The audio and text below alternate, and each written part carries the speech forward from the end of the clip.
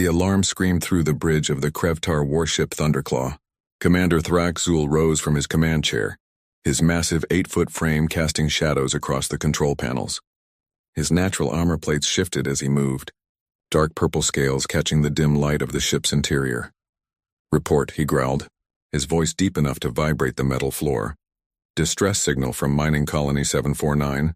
Commander," his communications officer replied. "Pirates have taken hostages. 43 workers captured.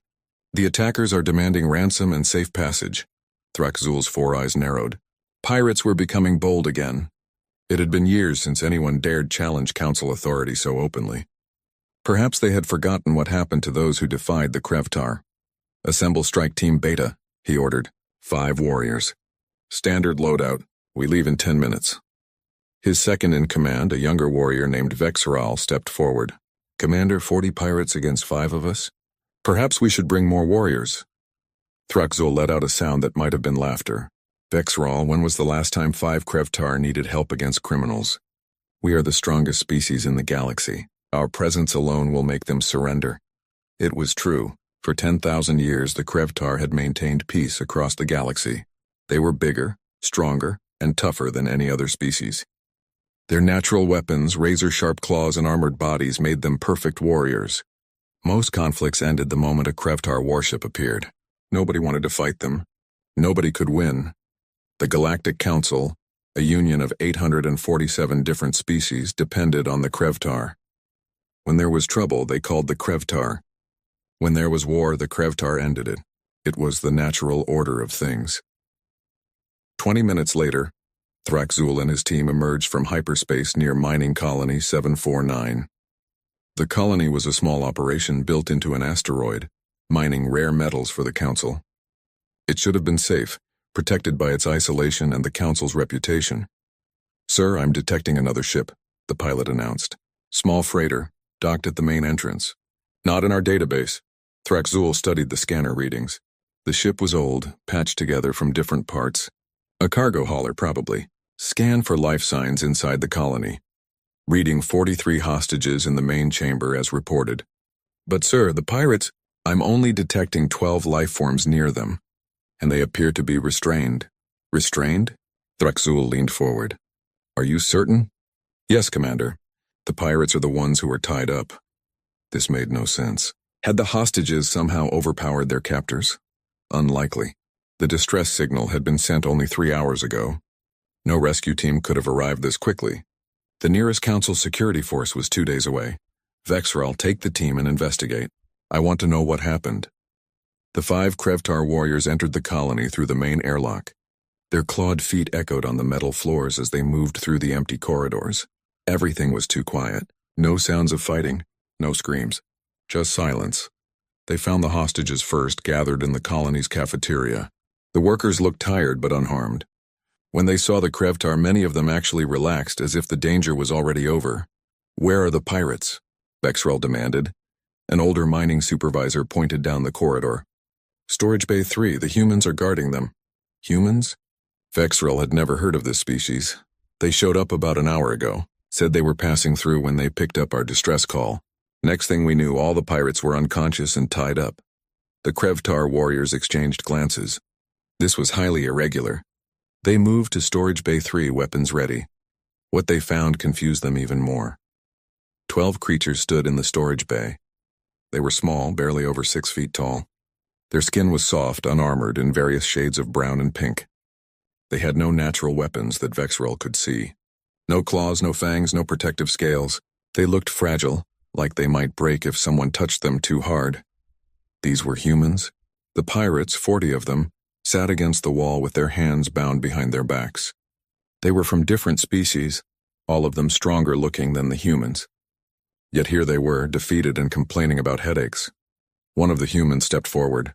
She was smaller than the others, with dark skin and short black hair. She wore a simple jumpsuit covered in oil stains. "You must be the Galactic Council's peacekeepers." "I'm Captain Elena Reeves. We secured the situation for you." Vexral studied her carefully.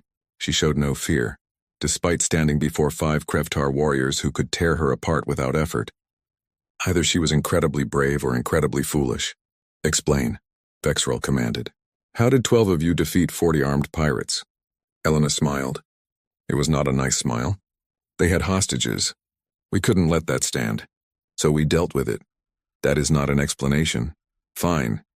Elena pulled out a small device and projected a hologram. We've been recording everything. Watch. The hologram showed the events from an hour earlier. The humans had approached the colony quietly, docking on the opposite side from the pirates. While the pirates celebrated their successful hostage-taking, the humans had infiltrated through maintenance tunnels. Vexrel watched as the humans split into teams. They moved silently, communicating through hand signals. They studied the pirates' positions, identifying leaders and weak points. Then they acted. But they did not fight honorably. They did not announce themselves or offer the pirates a chance to surrender. Instead, they used tricks. They cut the power, plunging the colony into darkness. The pirates panicked, firing weapons blindly, while the pirates were confused. Humans wearing strange green glowing devices on their heads moved through the darkness like ghosts. They did not see in the dark naturally, Vexrel realized. They had made tools to help them. The humans used noise to deceive the pirates. They threw objects to create sounds in one direction, then attacked from another. They whispered in the darkness, making the pirates think their own allies were betraying them. They used the environment, causing steam leaks and oxygen warnings that made the pirates fear the colony itself was failing. One by one, the pirates fell. Some were knocked unconscious by surprise attacks. Others were trapped in rooms or corridors. A few were talked into surrendering by a human who somehow convinced them their own leader had abandoned them. In 20 minutes, it was over. Not a single hostage was harmed. Not a single human was injured. 40 pirates were captured without a prolonged fight. Vexrel stopped the recording. This is unconventional. It's effective, Elena replied. Why fight fair when lives are at stake? Because honor demands it. Vexrel's voice rose. A warrior faces their enemy directly. They do not hide in shadows and use deception. A warrior protects those who cannot protect themselves, Elena countered. We did that. The hostages are safe. The pirates are captured. Does it matter how we did it? Vexrel had no answer. By the results, the humans had succeeded, but everything about their methods felt wrong. The Krevtar way was to confront enemies with strength and courage, to prove superiority through direct combat. These humans fought like cowards, yet they had won. Commander Thraxul will want to speak with you, Vexrel finally said. An hour later, Elena stood on the bridge of the Thunderclaw. Commander Thraxul towered over her, studying the strange new species with intense curiosity. Your species is not in the galactic database, Thraxul said. Where do you come from? A planet called Earth. It's in the outer rim, far from Council space. We've been exploring nearby systems for the past 20 years. This is our first contact with the wider galactic community. And in your first contact, you defeat 40 pirates without suffering a single casualty. Thraxul's tone was skeptical. Your recording shows tactics I have never seen. Deception, ambush, psychological manipulation. Is this how your species fights? It's how we survive, Elena said. Earth isn't an easy world, Commander. We don't have armor like yours. We're not the strongest or the fastest, so we learn to be smart. We learn to adapt. We learn to use what we have. You look weak, Thraxul stated bluntly. No natural weapons. Soft skin. Small size. How did your species ever survive to reach space? Elena's smile returned. Would you like a demonstration? What do you propose? A training exercise. Your warriors against mine. We can use simulation weapons non-lethal. A simple scenario, capture the flag. You choose your best 5 warriors. I'll choose 5 from my crew. We'll see which approach works better. The bridge fell silent. Several Krevtar officers made sounds of surprise. Vexrel looked shocked. Even challenge a Krevtar warrior was unusual. To challenge 5 was unheard of. Thraxul felt something he had not experienced in years. Genuine interest. This human was either very confident or very stupid. Perhaps she did not understand what the Krevtar were capable of. Or perhaps she did understand and simply did not care. You wish to fight Krevtar warriors in combat simulation? Thraxul asked slowly. You understand we are the strongest species in the galaxy. No species has ever defeated us in battle. I understand, Elena said. That's exactly why I'm asking. If we're going to join the Galactic Council someday, we should know how your military operates, and you should know how we fight. What better way than a friendly competition? Thraxul considered this. Part of him wanted to refuse. The Krevtar did not need to prove themselves to anyone, but another part of him was curious. These humans had defeated 40 pirates using methods he found distasteful, but undeniably effective. What would happen in a controlled environment? And if he was being honest with himself, the human's confidence irritated him. She stood before him, tiny and fragile, suggesting that her people could compete with the greatest warriors in the galaxy. It was insulting. Very well, Thraxul decided. We will arrange a simulation. Standard rules, non-lethal weapons, capture the flag scenario, urban environment, 5 against 5. When you lose, you will understand why the Krevtar lead the Council's military. And when we win? Elena asked. If you win, Thraxul emphasized the word, then perhaps the galaxy will have something new to learn. Elena extended her hand, a human gesture Thraxul had seen in the recording. He reached out and grasped her small hand in his massive clawed one, careful not to crush it. Deal, Elena said. As she left the bridge, Vexeral approached his commander. Sir, are you certain about this? Fighting these humans even in simulation seems beneath us.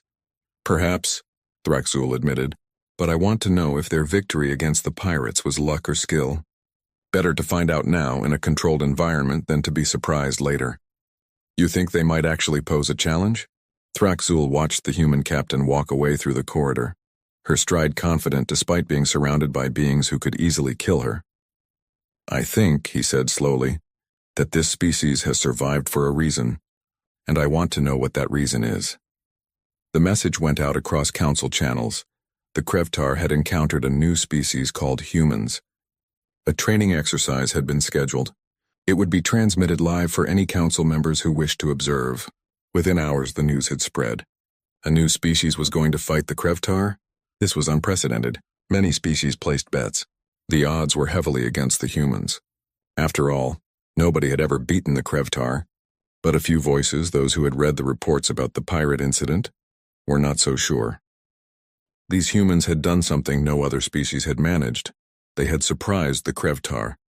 And in a galaxy that had been stable for 10,000 years, surprises were rare indeed. The simulation facility orbited a neutral station 3 days away from where the humans and Krevtar had first met.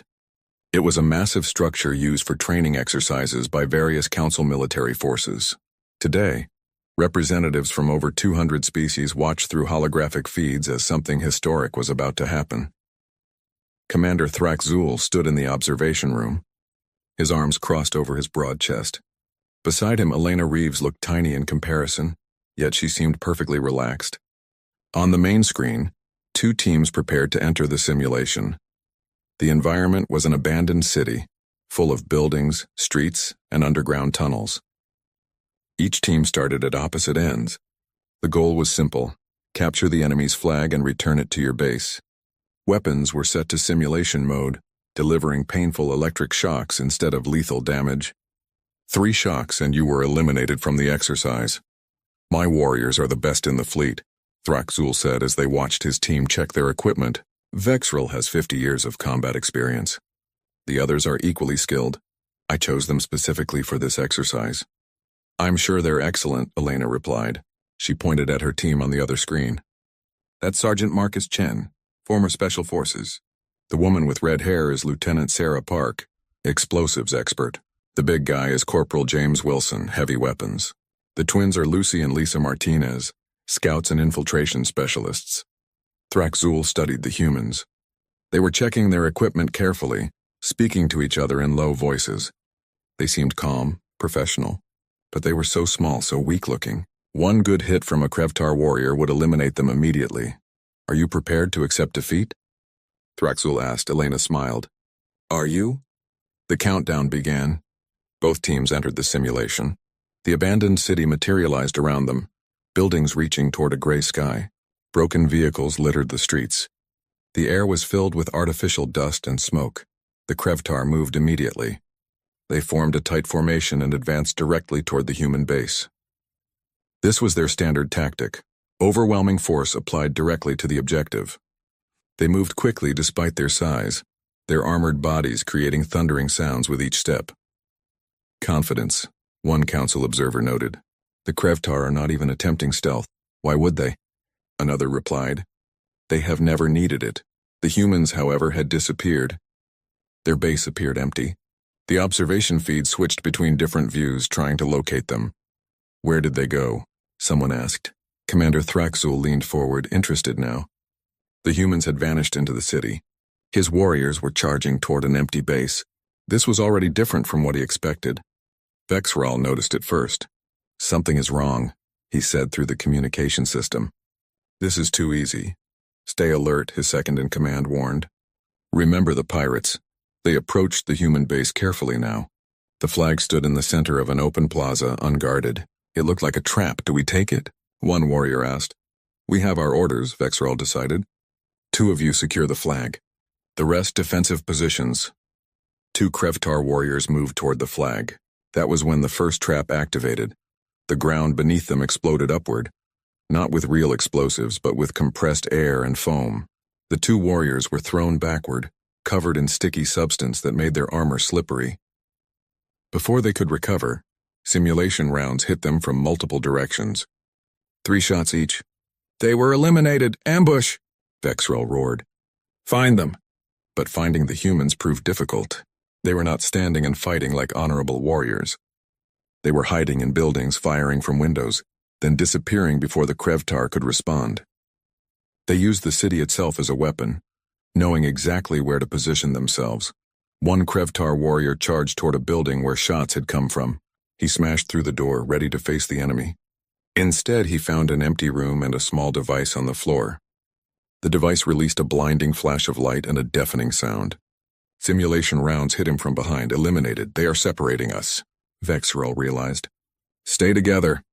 But it was too late. The humans had already split them up, using noise and movement to draw individual warriors away from the group. Lucy and Lisa Martinez worked in perfect coordination, one making noise to attract attention while the other flanked from a different angle. The Krevtar tried to adapt. They moved into a building to use it for cover, just as the humans did. But the moment they entered, the lights went out. The humans had cut the power. In the darkness, the Krevtar could still see using their natural senses, but the environment was now unfamiliar and confusing. Then the psychological warfare began. Through the building's old speaker system, the humans played sounds, footsteps running in different directions, doors opening and closing, voices whispering in the Krevtar language, learned phrases designed to cause confusion. Behind you, they are coming. Retreat. Ignore it. Vexral commanded. It is just tricks. But tricks were working. The remaining 2 Krevtar warriors were on edge, turning at every sound, expecting attacks from every shadow. When Marcus Chen finally revealed himself, stepping into view at the end of a corridor, one warrior immediately charged at him. Marcus ran. The Krevtar warrior followed, furious at being baited but unable to resist the chase. He was faster, stronger, closing the distance quickly, but he did not see the wire stretched across the hallway at ankle height until he tripped over it. The warrior crashed through a weak section of floor, falling into the basement below. He landed hard, simulation sensors detecting enough impact to count as elimination. Vexral was alone now, 4 of his warriors eliminated without taking down a single human. The shame burned in his chest. This could not be happening. The Krevtar never lost. He moved carefully now, abandoning the aggressive tactics. If the humans wanted to use stealth and deception, he would be patient. He would wait for them to make a mistake. But the humans did not make mistakes. Instead, they changed tactics. All 5 humans appeared simultaneously, surrounding Vexral's position. They did not hide anymore. They stood in open view, weapons aimed at him from 5 different directions. Vexral could take 1 or 2 of them before they eliminated him. But 5? Even for a Krevtar, that was impossible. Sarah Park spoke, her voice amplified. You can surrender or we can eliminate you. Your choice. Vexral felt rage building inside him. Surrender? No Krevtar warrior had ever surrendered in a combat exercise, never. But continuing would be pointless. He was outnumbered, surrounded, with no path to victory. While he hesitated, James Wilson spoke into his radio. Lisa, how's the flag? Secured, Lisa's voice responded. Heading back to base now. It was over. While Vexral had been dealing with the ambushes and traps, one human had slipped past everything and captured the Krevtar flag. The humans had won. Simulation ended, the automated voice announced. Human team victorious. The observation room exploded with noise. Species from across the galaxy were shouting in surprise, disbelief, and excitement. Many had lost bets. Others were demanding to see the recording again, certain there had been some mistake. Commander Thraxul stood frozen, staring at the screen. His best warriors, 5 of the most skilled Krevtar in the fleet, had been completely defeated. Not one human eliminated. A perfect victory. How? He said quietly. Elena stood beside him, watching her team exit the simulation. Your warriors are strong and brave, but you fight the same way every time. Direct assault, overwhelming force, honor-bound tactics. Once we understood your pattern, we adapted. Patterns? Thraxul turned to her. There is no pattern. Each situation is different. But your response is always the same, Elena explained. You always choose the most direct approach. You always fight head-on. You value honor over effectiveness. Those are patterns we can predict and exploit. You call our honor a weakness. I call it a limitation, Elena said gently. Commander, you asked how humanity survived despite being weak. This is how. We cannot overpower our enemies, so we outthink them. We cannot win with strength, so we win with strategy. Every disadvantage we have, we turn into an advantage. Thraxul looked at his defeated warriors on the screen. Vexral was speaking with the humans, his body language showing both shame and curiosity. The others were examining the traps that had defeated them, trying to understand how they worked. A rematch, Thraxul said suddenly. We will do this again. My warriors will adapt. We will learn your tricks. Will you? Elena asked. Commander, your entire military doctrine is based on being the strongest. When has anyone ever forced you to change tactics? When have the Krevtar ever needed to adapt? The truth of her words struck him hard. She was right. For 10,000 years the Krevtar had fought the same way because it always worked. No one had ever given them a reason to change. They were the strongest, so strength was always the answer. Until now. What do you want? Thraxul asked. You have proven your point. Your species has defeated mine in combat. What comes next? Elena was quiet for a moment, choosing her words carefully. We do not want to defeat you, Commander. We want to learn from you. And maybe you could learn from us. Humanity is alone out here. We are new to the galaxy. We need allies. And the Krevtar, you have maintained peace for 10,000 years. That is something worth respecting. You want alliance? After humiliating us? I want partnership, Elena corrected. Commander, think about it. Your strength combined with our tactics. Krevtar warriors who can adapt to any situation. An unstoppable force that can also be an unstoppable strategy. Would not that make the Krevtar even greater than they already are? Thraxul considered this. His pride was wounded, yes. The defeat stung deeply. But beneath the shame he felt something else, fascination. These humans had shown him something he thought impossible. They had beaten the unbeatable. What else might they be capable of? I will bring this to the Galactic Council, Thraxul decided. Humanity will be considered for membership. And I will recommend joint training operations between human and Krevtar forces. You would sponsor us? Elena seemed surprised. Even after we defeated you? Because you defeated us, Thraxul said. For 10,000 years, the Krevtar have protected the galaxy. We have grown comfortable in our strength. Perhaps too comfortable. You have reminded me that there is always something new to learn. Always a different way to approach problems. He extended his massive clawed hand. Elena shook it, her small hand disappearing in his grip. Besides, Thraxul added with something that might have been a smile, if we are going to face enemies together, I would rather have humans fighting alongside us than against us. The news of humanity's victory spread across the galaxy faster than any starship. A new species, unknown and seemingly weak, had defeated the legendary Krevtar warriors. Some species were excited, seeing it as proof that the galaxy was entering a new era. Others were concerned, worried about what these unpredictable humans might do. But in the training facility, 5 humans and 5 Krevtar sat together, sharing food and stories. Vexral was asking Marcus Chen about Earth's military history. Sarah Park was showing another warrior how to set up a proper ambush. James Wilson was arm wrestling a Krevtar twice his size and somehow holding his own through sheer stubborn determination. Your warrior is losing, Elena noted. But he has not given up, Thraxul observed. Typical human behavior? Very typical, Elena confirmed. We are not good at knowing when to quit. That might be useful in a fight. It is. Trust me on that. Thraxul watched the two species interact. Warriors from different worlds learning to understand each other. Perhaps the galaxy was ready for change.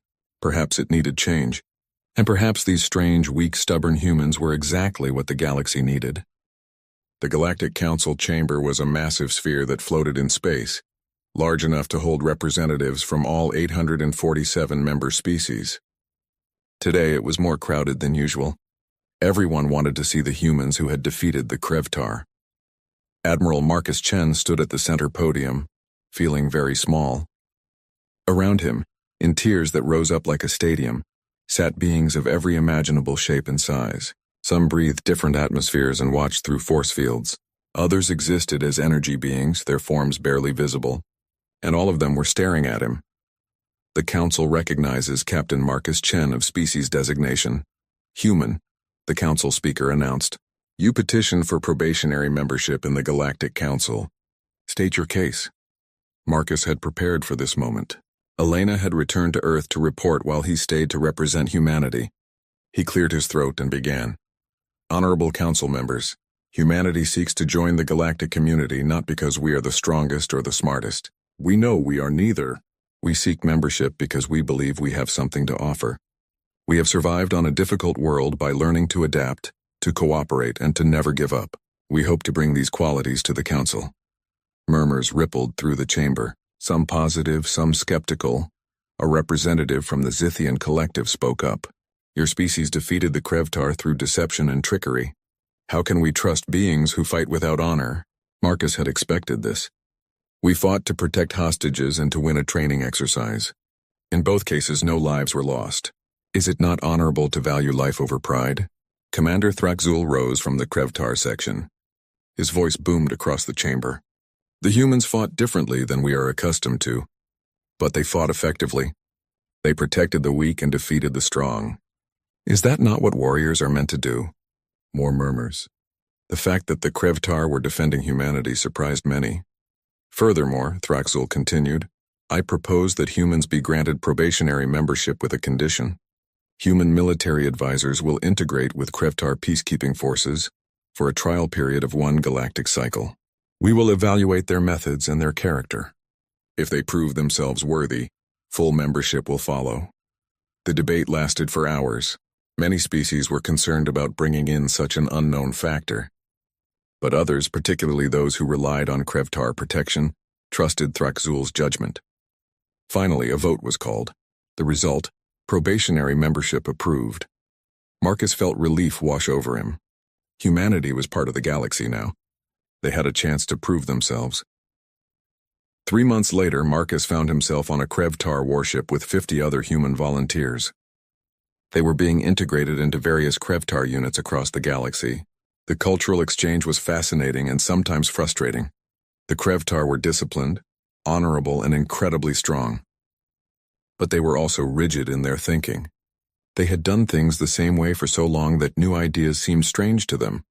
Why do you waste time with these exercises? Vexril asked as Marcus led a group of humans and Krevtar through problem-solving drills. Because battles are not always won with strength, Marcus explained. Sometimes you need to think creatively. What if you cannot use brute force? What if you are outnumbered 10 to 1? What then? Then we fight anyway, Vexril replied. Krevtar do not retreat. That is very brave, Marcus said carefully. But sometimes retreating saves lives. Sometimes running away is the smartest move. Vexril looked offended. Running is cowardice. Running is survival. And survival means you can fight again later, maybe with better odds. It was a constant struggle teaching the Krevtar that there were other ways to fight. But slowly some of them began to understand. They started asking questions about human tactics. They wanted to know why humans did things that seemed strange. Sarah Park showed them how to set traps and ambushes. James Wilson taught them about using terrain to their advantage. Lucy and Lisa Martinez demonstrated infiltration techniques. And Marcus tried to teach them the hardest lesson. Sometimes the best fight is the one you avoid. Then the crisis came. The emergency alert woke everyone in the middle of the ship's night cycle. Marcus rushed to the bridge, still pulling on his uniform. Commander Thraxul was already there, his face grim. Report, Marcus said. The Vryn swarm has escaped quarantine, Thraxul replied. 3 colony worlds are under attack. Marcus felt his blood run cold. He had read about the Vryn swarm in the Council archives, an insectoid species that thought as one mind, consuming everything in their path. 100 years ago, they had nearly destroyed a dozen worlds before being contained on their home system. The quarantine had held for a century until now. How bad? Marcus asked. Bad. The swarm is consuming resources faster than predicted. Krevtar forces are engaging but struggling. The swarm adapts quickly, learning from each encounter. We are being requested as reinforcements. Marcus pulled up the tactical display. The 3 colony worlds were spread across a small system. The swarm was attacking all 3 simultaneously, overwhelming defenses with sheer numbers. Krevtar forces were fighting bravely, holding the line, but they were being pushed back. How long until we arrive? 6 hours at maximum speed. Then we have 6 hours to prepare. Gather all human advisors to the briefing room. I need to see everything we know about the swarm. The briefing was intense. Marcus studied the swarm's attack patterns, watching recordings of the current battle. The swarm was like nothing humanity had ever faced. Thousands of creatures, all controlled by a single intelligence, moving with perfect coordination. They fight like water, Sarah observed. When you push them back in one place, they flow around to another. And they learn, Marcus noted. Look here. The first wave uses basic tactics. The second wave, just hours later, has adapted to Krevtar weapons and strategies. So they are getting smarter, James said. Great. Not smarter, Marcus corrected. More informed. They are gathering data with each encounter. Every time the Krevtar use the same tactic, the swarm learns to counter it. Lucy leaned forward. So what do we do? Marcus was quiet, thinking. The Krevtar were losing because they fought predictably. The swarm could learn from predictable tactics. But what if they change the pattern? We need to make them learn the wrong lessons, Marcus said slowly. We need to show them patterns, then break those patterns. Confuse their collective mind. How? I am not sure yet. But I think we need to study their behavior more carefully. There has to be something we can exploit. When they arrived at the combat zone, the situation was worse than reported. 1 colony had already fallen. The other 2 were barely holding. Swarm ships filled the space around the planets like angry insects, their organic hulls pulsing with alien life. All ships, this is Commander Thraxul, the Krevtar leader announced. We reinforce the defense of Colony World 2. Prepare for engagement. Wait, Marcus said. Commander, permission to speak? Thraxul glanced at him.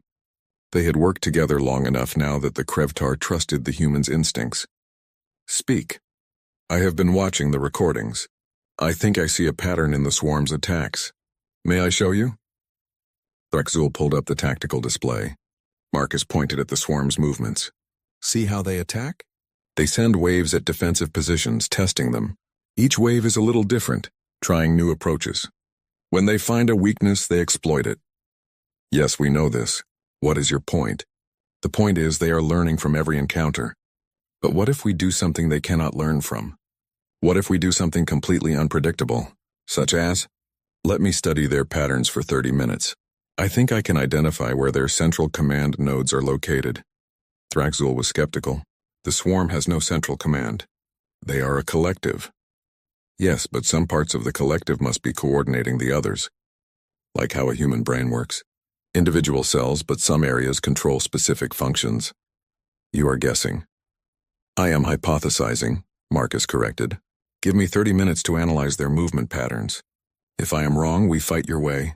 If I am right, we might be able to stop them more effectively. Thraxul looked at his tactical officers. They seemed doubtful. But the Krevtar commander had learned something from humans over the past months. Sometimes crazy ideas worked. 30 minutes, he decided. But if this fails, we do things the Krevtar way. Marcus gathered his human team and they began analyzing the swarm's movements. They were looking for anomalies, patterns within patterns. Sarah noticed it first. There, that group of swarm ships. They move differently. They are not attacking. They are staying back, observing.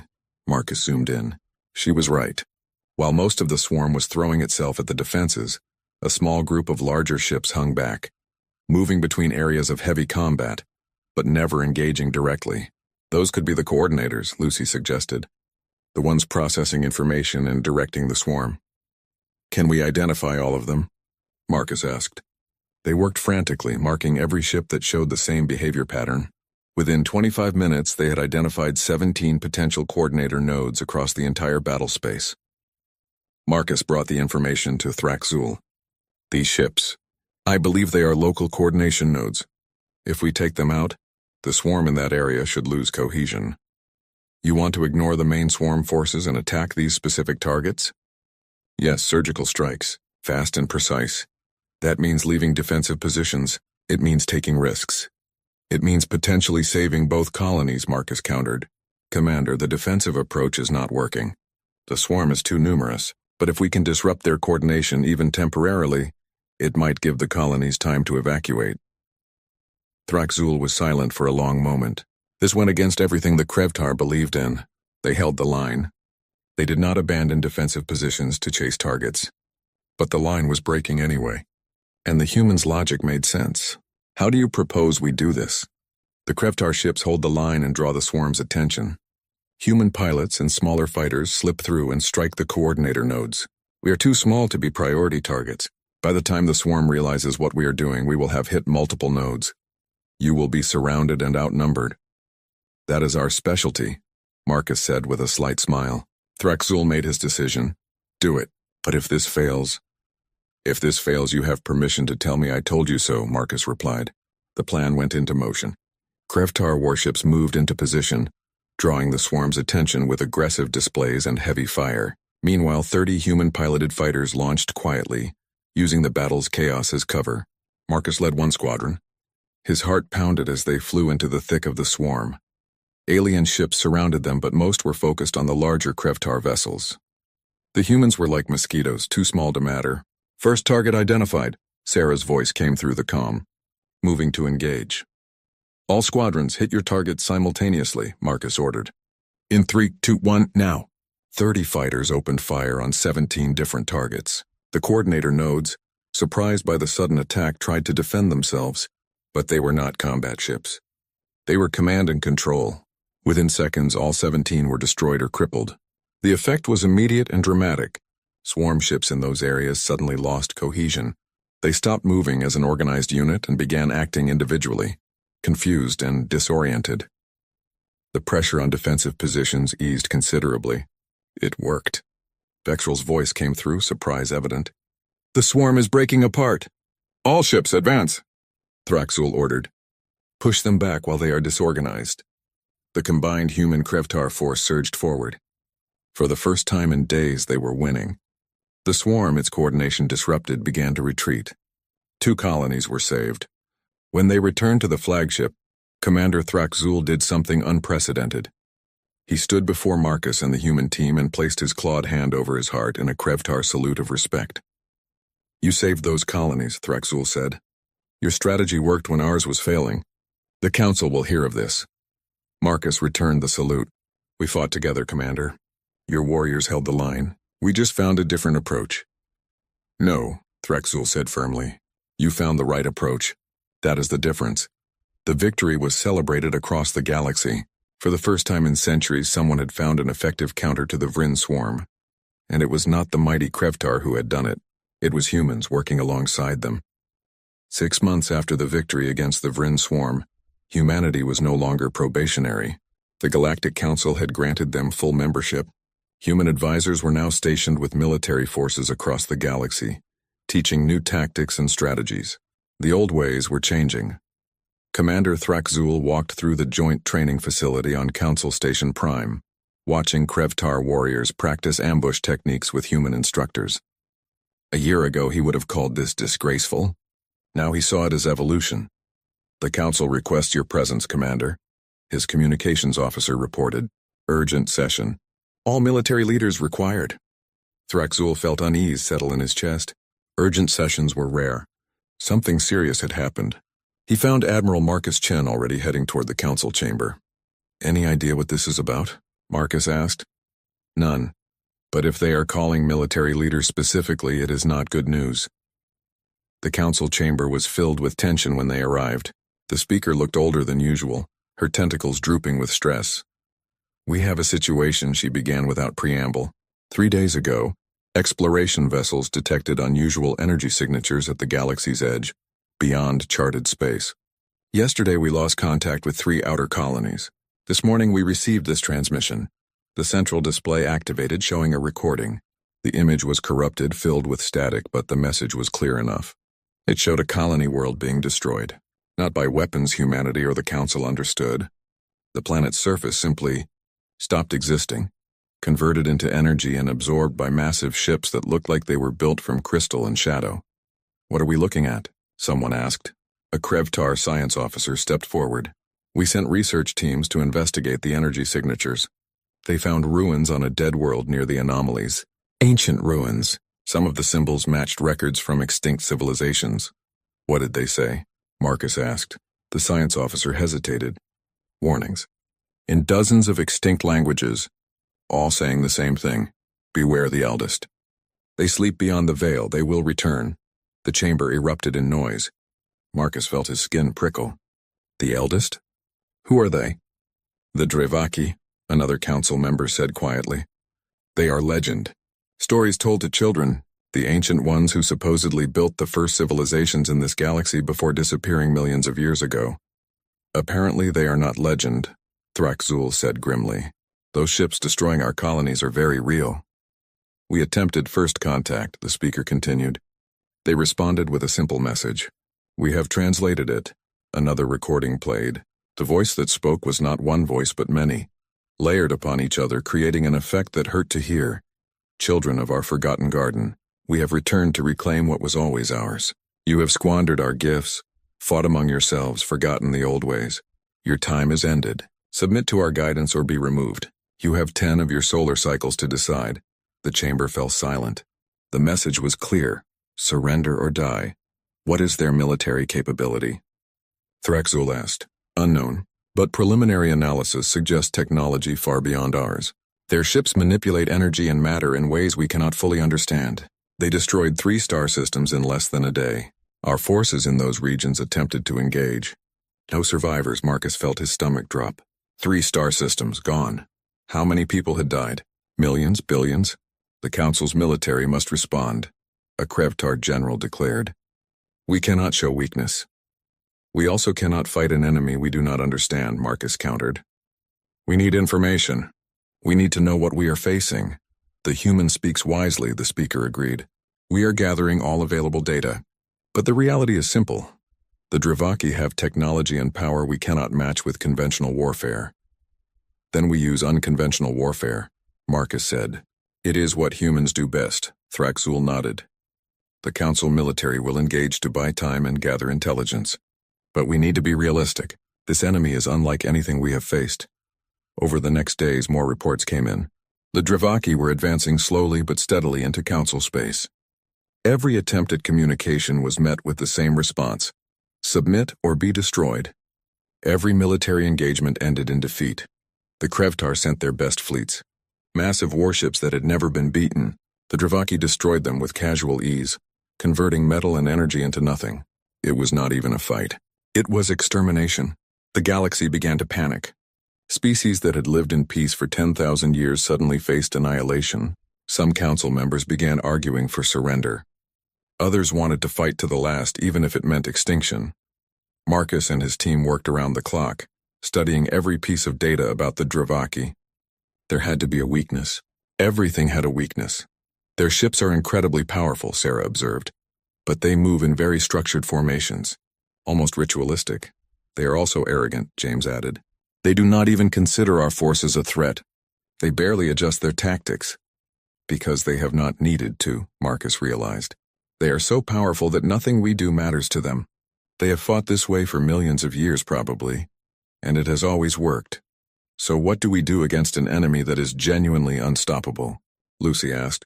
Marcus thought about Earth's history, about every time humanity had faced impossible odds.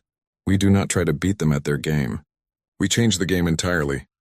He pulled up a map of the galaxy. "Look at their advance. Slow, methodical, destroying everything in their path. They are not rushing. Why?" "Maybe they do not need to rush," Vexrel suggested. He had joined the human team permanently, learning their methods. "They know we cannot defeat them." "Exactly. They are confident, overconfident, and that is the only weakness we have to work with." Marcus began outlining a plan. It was crazy. It was desperate. It went against every military doctrine the Council had ever followed. But it was the only chance they had. We cannot beat them in direct combat, he explained. So we do not fight them directly. We make them think we are fighting one way, then hit them differently. We make them paranoid, uncertain, constantly adapting to threats that might not even exist. Psychological warfare, Thraxul said. Against an enemy millions of years old? Why not? Age does not make you immune to doubt. In fact, age might make you more set in your ways, less able to adapt to new threats. Marcus presented his plan to the Council. It was radical. Abandon fixed defensive positions, split forces into small mobile units, hit-and-run attacks, make every system a trap, use civilians as intelligence gatherers, turn trade routes into ambush points, make the Dravaki pay for every inch of space they took. This is not warfare, one council member protested. This is terrorism. This is survival, Marcus replied. The Dravaki have given us a choice, submit or die. I am proposing a third option. Make them regret ever coming back. Your plan requires the entire galaxy to become a war zone, another member said. Civilian casualties will be enormous. Civilian casualties are already enormous, Marcus said quietly. 3 star systems are gone. Billions are dead. And more will die unless we do something different.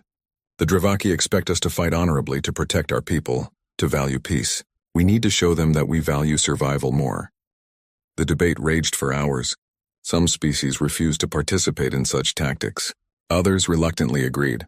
But enough voted in favor that Marcus was given military command authority, something no non-Krevtar had ever received. You understand what you are asking us to do?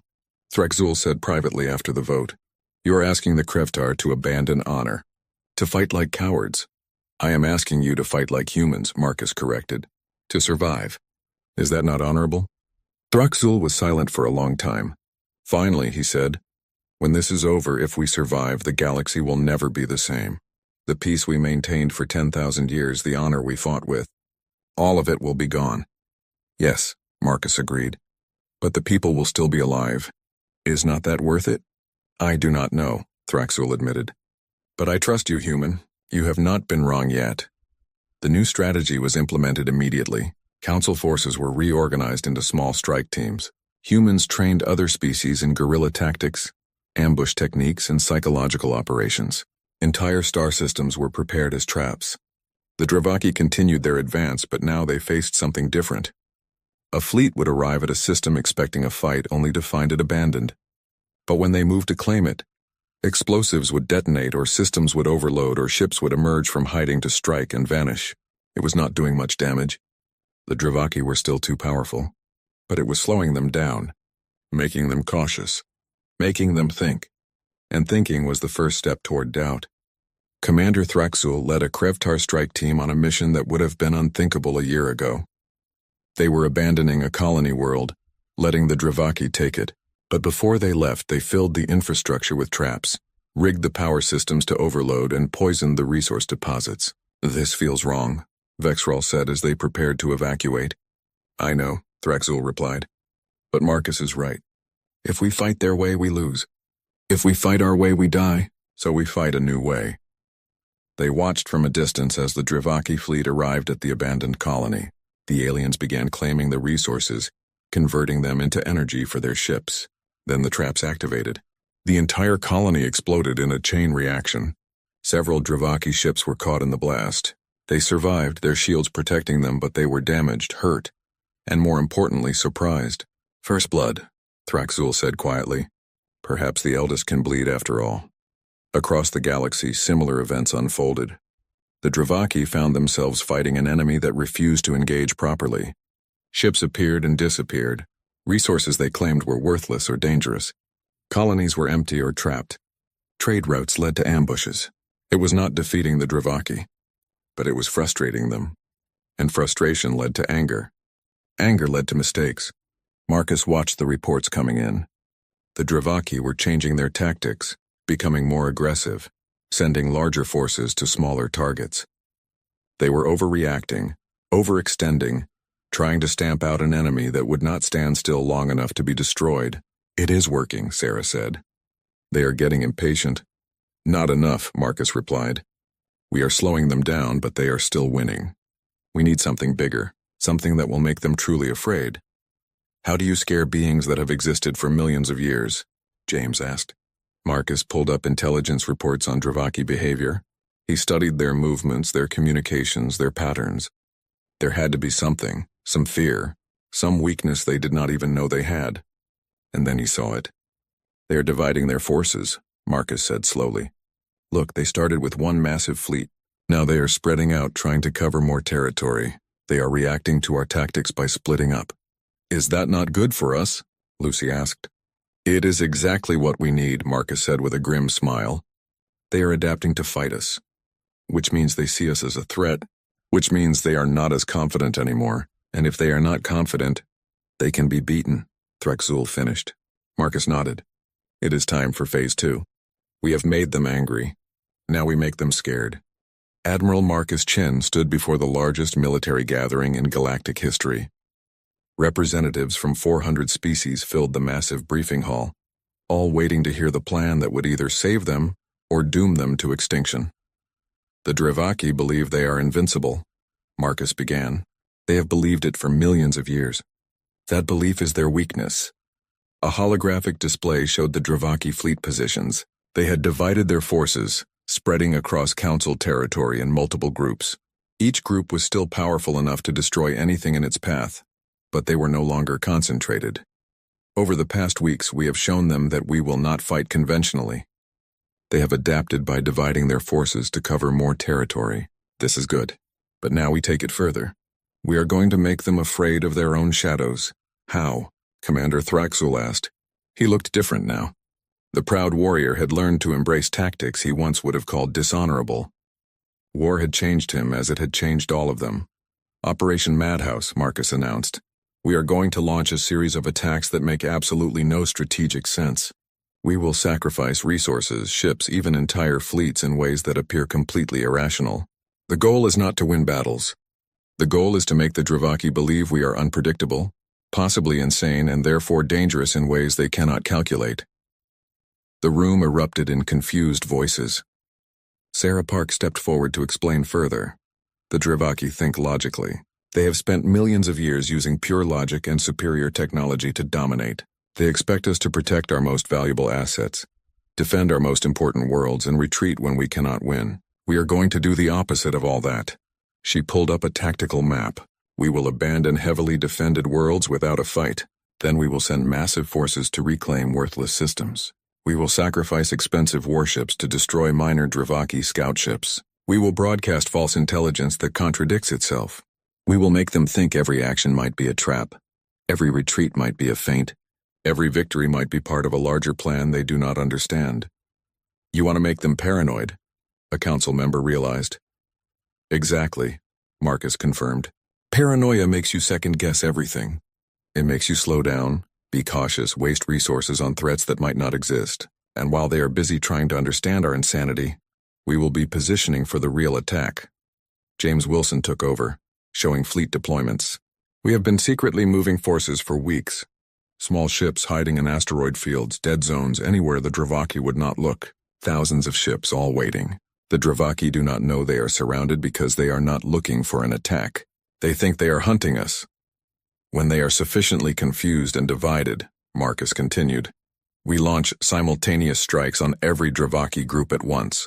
Not to destroy them, that is impossible, but to cripple their command ships and communications. We have identified the ships that coordinate their fleets. If we can take those out even temporarily, the Dravaki forces will lose cohesion. Just like we did with the Vryn swarm, Vexral noted. Exactly. The principle is the same. Find the coordination nodes, eliminate them, create chaos.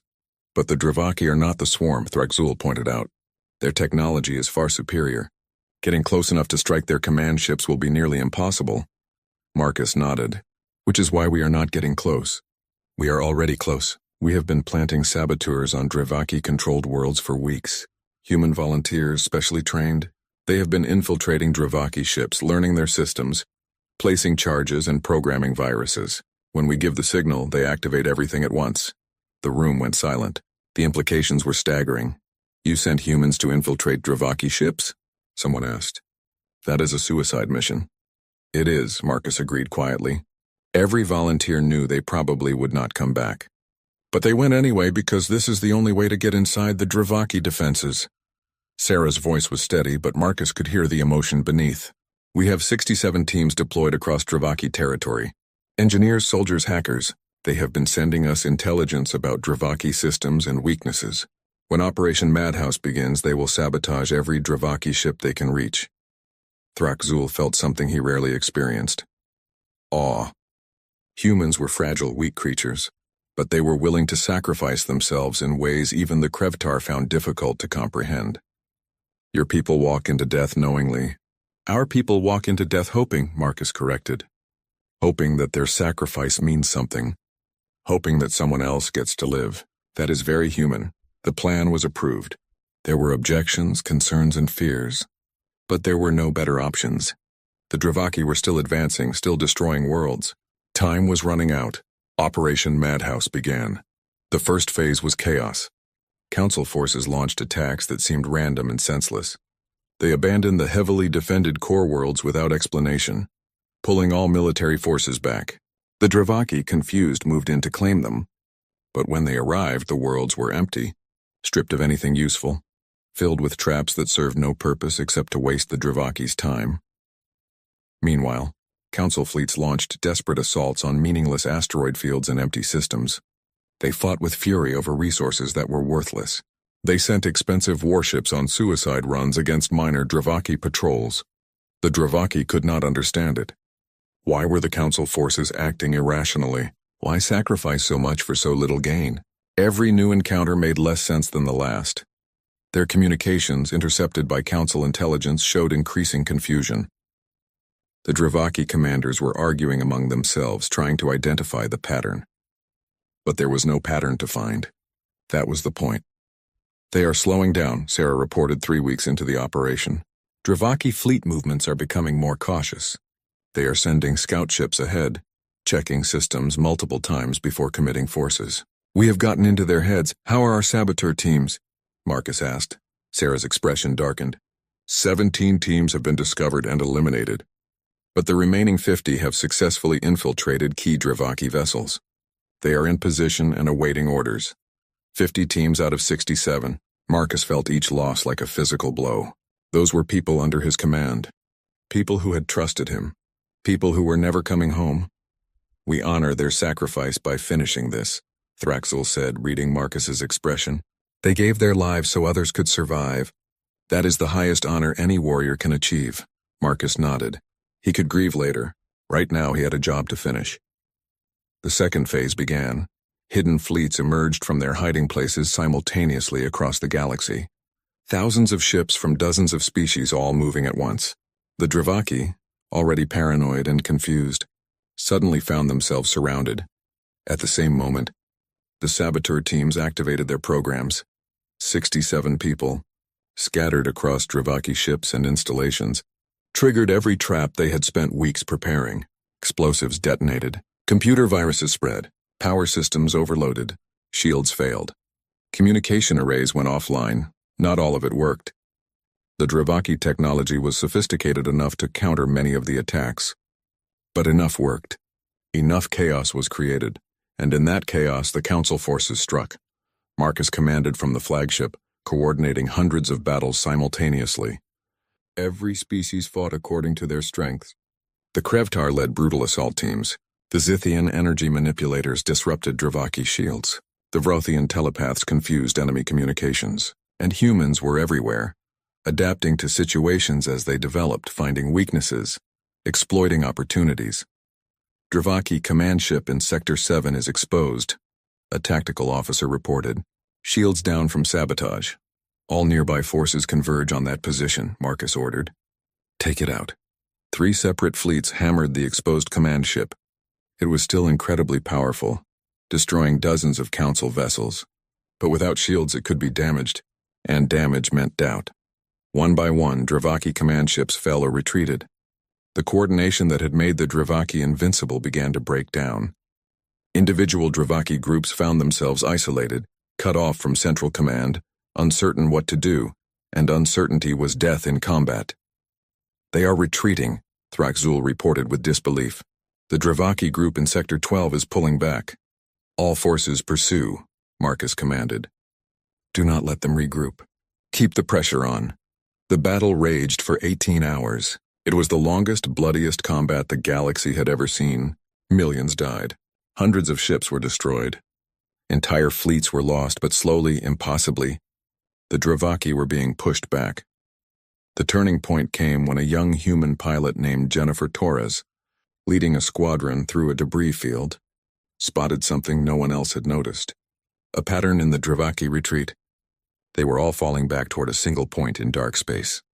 "Admiral," she reported, "I think I found their rally point. They are regrouping somewhere beyond our sensors." "Can you identify the location?" Marcus asked. "Negative, but if we track their retreat vectors and extrapolate." She sent the data. Marcus studied it quickly. "That is where they came from," he realized. "That is their staging area. If HFY the war was over." Marcus sat in his command chair, exhausted beyond measure. Around him, officers were celebrating, crying, or simply collapsing in relief. They had won. Against impossible odds, against an enemy older and more powerful than anything the galaxy had known. They had won. "Casualties?" he asked quietly. Sarah's voice was heavy. "Preliminary estimates, 12 million military personnel dead, 40 worlds severely damaged or destroyed, 300 billion civilian casualties total." The numbers were staggering. The cost of victory was almost too high to bear. "And the saboteur teams?" Marcus forced himself to ask. 11 survivors out of 67 teams. The rest, confirmed lost. Marcus closed his eyes. 56 teams. 300 people, give or take. People who had walked into certain death because he had asked them to. People who would never see their homes again. "They saved us all," Thraxzul said, his hand on Marcus's shoulder. "Without their sacrifice, we would have lost." "I know," Marcus whispered. "That does not make it easier." The aftermath took months to sort out. The Dravaki, defeated and humbled, were placed under council supervision. Their technology would be studied, their knowledge would be shared, but they would never again threaten the galaxy. The council itself was transformed. The old hierarchy, with the Krevtar as enforcers and other species as followers, was gone. Now every species had equal voice. Military doctrine was rewritten. Humans trained forces across the galaxy in adaptive tactics. The Krevtar learned that strength came in many forms. Commander Thraxzul was promoted to Supreme Military Commander of the entire Council Defense Force. His first act was to create a new division, Asymmetric Warfare, led by Admiral Marcus Chen. 1 year after the war ended, Thraxzul and Marcus stood together in the Memorial Garden on Council Station Prime. Before them stretched a wall of names, every person who had died in the war. 300 billion names. "The galaxy is different now," Thraxzul said. "We are no longer the peaceful civilization we were. We have learned to fight with deception, with guerrilla tactics, with methods we once would have called dishonorable." "Yes," Marcus agreed. "Nothing will ever be the same." "Do you regret it teaching us these methods?" Marcus was quiet for a long moment. "I regret the deaths. I regret the cost. But I do not regret survival. Earth's history is full of dark moments, terrible wars, horrific choices. We learned that sometimes the only way to protect the innocent is to become something you do not want to be. That is the burden of survival." "The burden of being human," Thraxzul said. "Maybe. Or maybe it is just the burden of being alive in a universe that is not always kind." They stood in silence, reading names. So many names. Species from across the galaxy, united in death, if not always in life. "The Dravaki are requesting an audience," Thraxzul said eventually. "They want to speak with you specifically." "Why me?" "Because you are the one who defeated them. You are the one who showed them that age and power are not everything. They want to understand how they were beaten." Marcus followed Thraxzul to a private meeting room. The Dravaki representative was there, a being of shifting light and shadow, ancient and patient. Human, the Dravaki spoke, its voice like wind through crystals. You defeated us in ways we did not anticipate. We have existed for millions of years. We have conquered thousands of species. Yet you barely evolved beyond your own world, found weaknesses we did not know we had. You assumed you were invincible, Marcus replied. That was your weakness. More than that. You fought irrationally. You sacrificed when there was no strategic gain. You chose actions that made no logical sense. We could not predict you because you did not follow the patterns of rational beings. We followed the pattern of desperate beings, Marcus corrected. When you have nothing to lose, you will try anything. When you are scared enough, logic stops mattering. Survival becomes the only goal, and you will do whatever it takes to achieve it. The Dravaki was silent, processing this. You have taught the galaxy something dangerous. Before, species fought with honor, with logic, with restraint. Now they know how to fight without limits. Now they know how to become as desperate and ruthless as you humans. The galaxy will be a more violent place because of you.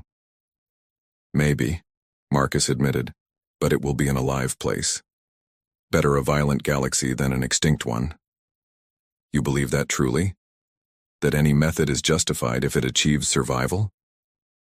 Marcus thought about Earth's history, about all the wars, the atrocities, the dark chapters humanity wished it could forget. I believe that when someone threatens to exterminate you, you have the right to fight back with everything you have. You gave us no choice, Dravaki. You came back after millions of years and demanded submission or death. What did you expect us to do? We expected you to lose, the Dravaki admitted, as all others have lost. Then you did not understand humanity. We have been losing since we first stood upright on Earth. We lost to predators, to diseases, to nature itself. We have been fighting for survival for our entire existence. Losing is not new to us. But giving up? That is something we never learned how to do. The Dravaki seemed to consider this. Perhaps that is why you survived when others did not. Not because you are strong, but because you refused to accept defeat. Maybe, Marcus said, or maybe we are just too stupid to know when we are beaten. After the Dravaki left, Thraxul found Marcus staring out at the stars. What are you thinking? I am thinking about the future, Marcus replied. The galaxy has changed. We showed everyone how to survive against impossible odds. But we also showed them how to fight without mercy, how to win without honor, how to do terrible things for good reasons.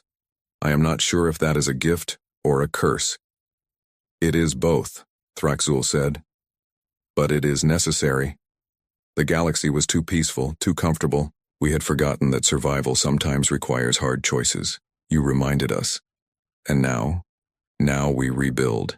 We train. We prepare.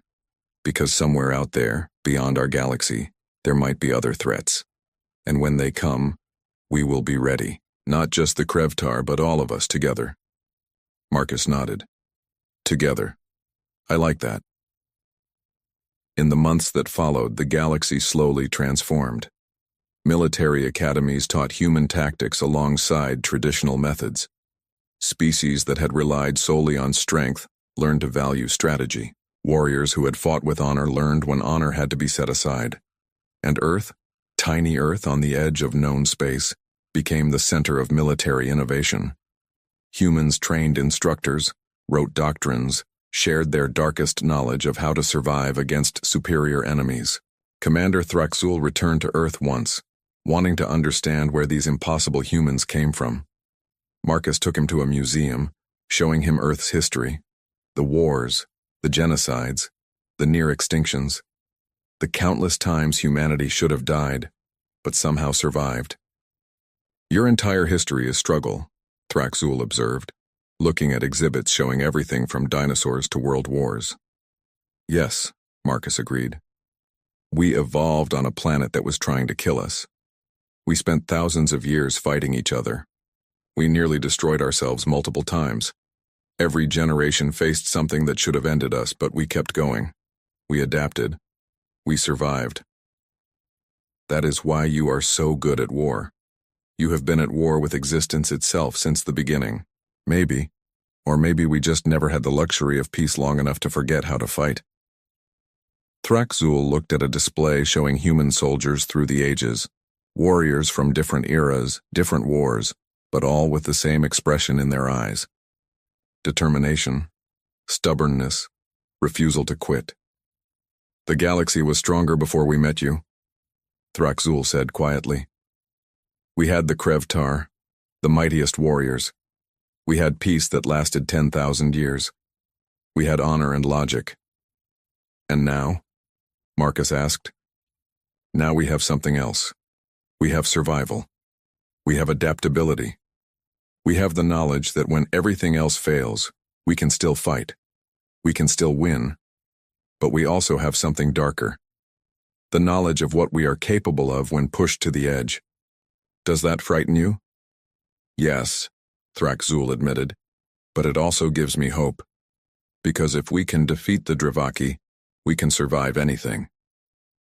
They stood together in the museum, a Krevtar warrior and a human admiral, looking at the history of a species that had clawed its way from caves to starships through sheer stubborn refusal to die.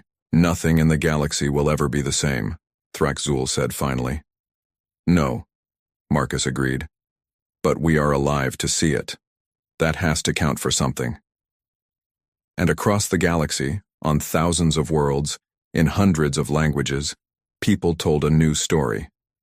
The story of how the strongest species in the galaxy met humans, and how everything changed. Some saw it as a story of hope, others as a warning. But everyone agreed on one thing. Humanity had shown the galaxy that survival was not about being the strongest or the smartest. It was about refusing to quit no matter the odds, and in a universe full of dangers, that might be the most important lesson of all.